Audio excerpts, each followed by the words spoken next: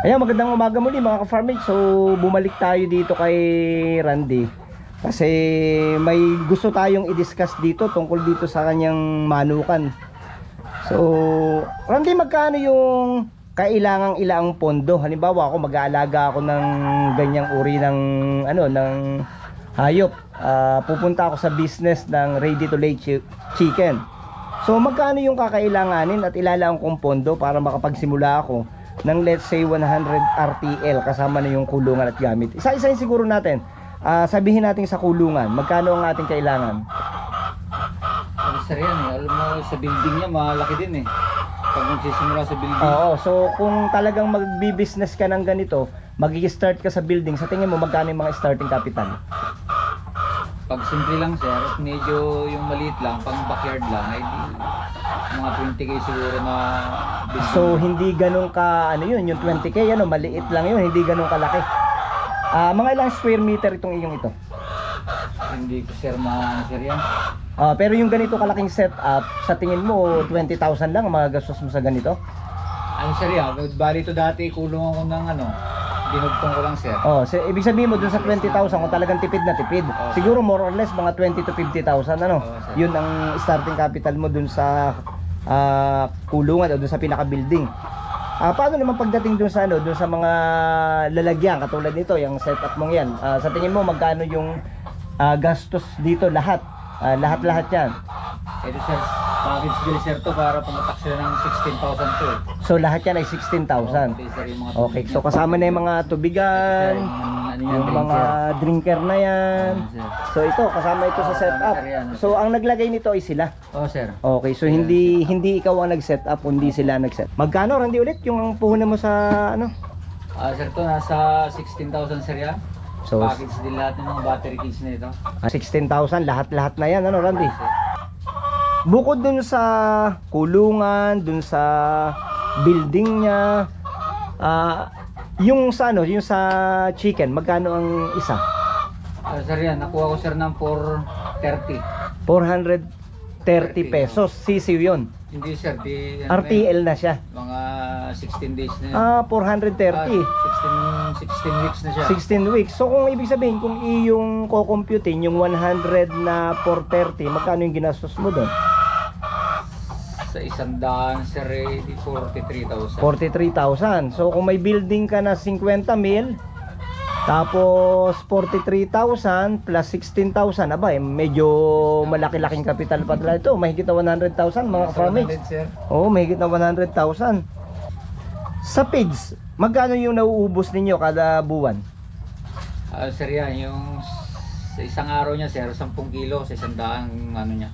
Manok, Ay di papatak sir ng 5 kilo. isang sako, 5 araw. Mga 6 sir sa isang buwan, 6 na sako. Mga 6 na sako isang buwan. So kung 6 na sako, 1,500 ang isa. Masakit-sakit din. Kulang-kulang din mga 10,000 yan. May binabayaran ka bang mga tao dito na mag-aalaga? Wala sir, ano lang sir to, yung pagkagising mo, hindi. Ikaw lang, parang exercise mo lang talaga. Biyanan ko, parang rin, siyang nag-aalaga. Pag wala sir ako. Okay, parang meron ka lang, pag umaalis ka, may tao ka na tumutulong sa'yo dito. So pagdating doon sa maintenance, katulad nung disinfectant, yan, siyempre gumagamit ka rin dito. Anong ginagamit mo dito pang disinfect? Isa Clorox sir, at saka pag minsan dinadaw din natin, pagka medyo mabaho na Okay, Randy ko lang narinig mga ka-farmage, yung dinadaw ni, mukhang may sekreto sa Randy dito paano yung dinadaw ni? Anong ibig sabihin? Sir, pagkatapos nating maglaba, Tapos? kahit yung tira natin sa daon, di buhos natin, pero Pero hindi pinatatamaan yung mga manok. hindi sir, dito lang sa Ayun yung sikreto mga ka-farmates. Kailangan pala pagka ikaw ay naglalaba ay talaga napakasipag nito si Randy. Pagkatapos niya maglaba mga ka-farmates, ihahagis niya dito yung yung downy para kahit pa paano ma-disinfect nga naman ito. Yung iba Clorox Clorox sir. Paano mo ginagawa yung sa Clorox? Sir, binabanaw ko sa timba, tapos sinano sir sa car wash. Parang sa karwas tas in-spray mo dyan. In-spray. Okay. So may mga pagkakataon ba na lumalaki ang gastos dahil nagkakasakit ang mga manok o may namamatay? Hindi naman sir kalimitan lang sa nila yung pagkamatay nila, yung nagsisuicide kasi mo yan pag sobrang stress. Parang bigla na lang namamatay. Sa gamot, magkano yung sa tingin mo nauubos mong gamot sa loob ng isang buwan? Matagal din sir yung 1 kilo, yung malaki sir na ano, vitamins sila sa ano, nakaka 2 buwan hanggang 3. Anong ginagamit mong vitamins dito? Yung sir vitamin Pro at saka yung ating ano, egg 1,000 na Ginagamitan mo siya ng egg 1,000. sir. So, kung pagbabatayan ng unang taon ng pag-aalaga, mga magkano po ang total na gastos sa isang RTL farm na may 100 ulo? So, papatak na mga 100,000 mahigit, Oo, ano? sir. Almost hindi na sir, para kung may Around 100,000, ano? And dapat mayroon ka ring running capital, more than 100,000 para makapag-produce ka ng ganitong uri ng Oo, sir. pagkikitaan, ano? And then yung ROI mo, yung return of investment, aabot ng ilang buwan or taon bago sa tingin mo bago mabawi. Taon din sir, kasi Taon din, ano? kaunti-kaunti lang ang ating ano. Pero yung length ng pangingitlog, mga umaabot ng ilan? Sabi na sir, naabot siya na 2 years. So 2 years. Ganun pala Katagal, kaya medyo katagal, kaya kumbaga yung susunod na taon mo, puro kita na. Ayun. pwede Ay, mong dagdag ulit. yun ang advantage nga naman mga ka-farming sa pag-aalaga nitong tinatawag na RTL. So kung ikukumpara mo sa ibang klase ng manok gaya ng mga native, alin ang mas magastos alagaan? Ito o yung mga native chicken?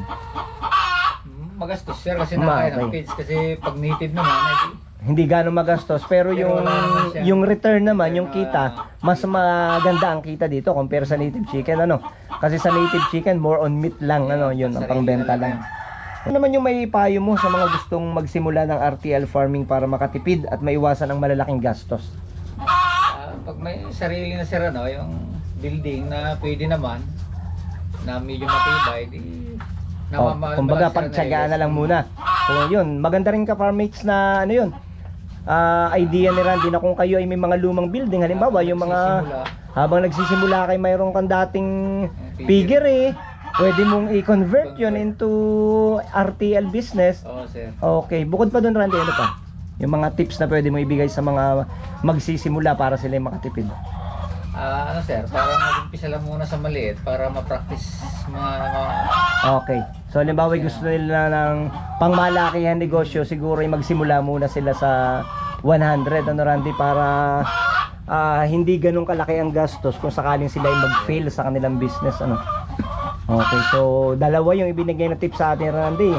Yung magsimula sa maliit, tapos yung isa ay kung meron kang building na dati, pwede mo siyang gamitin. Ika nga ay mag-start ka kung anong meron ka. Bukod pa dun Randy, ano pa yung pwede nating tips na maibigay sa ating mga farming? ano lang sir, yung ating pag ano, di samahan sir natin ang pagmamahal, yung ating Ayun, pag-aalaga oo. para sir.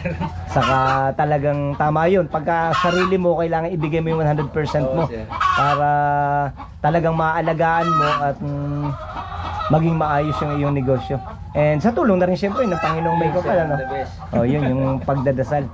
Gaano kahalaga Randy yung suporta ng pamilya sa tingin mo?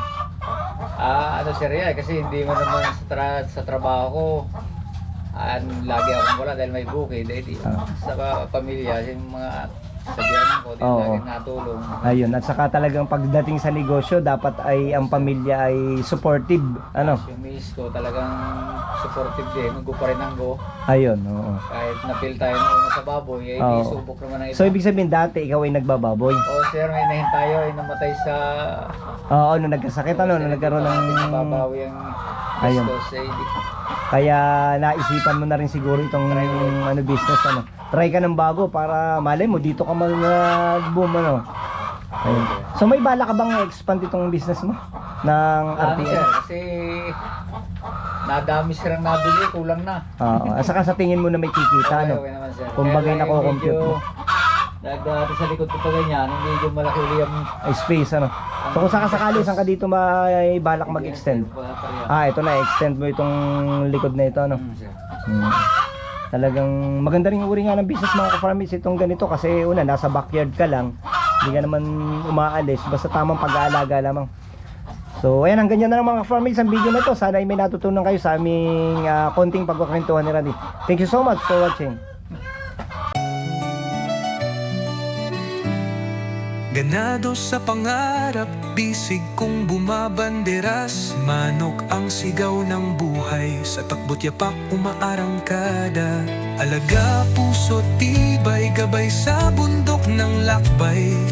Pugad ng pangarap, kailanman hindi bibitawan.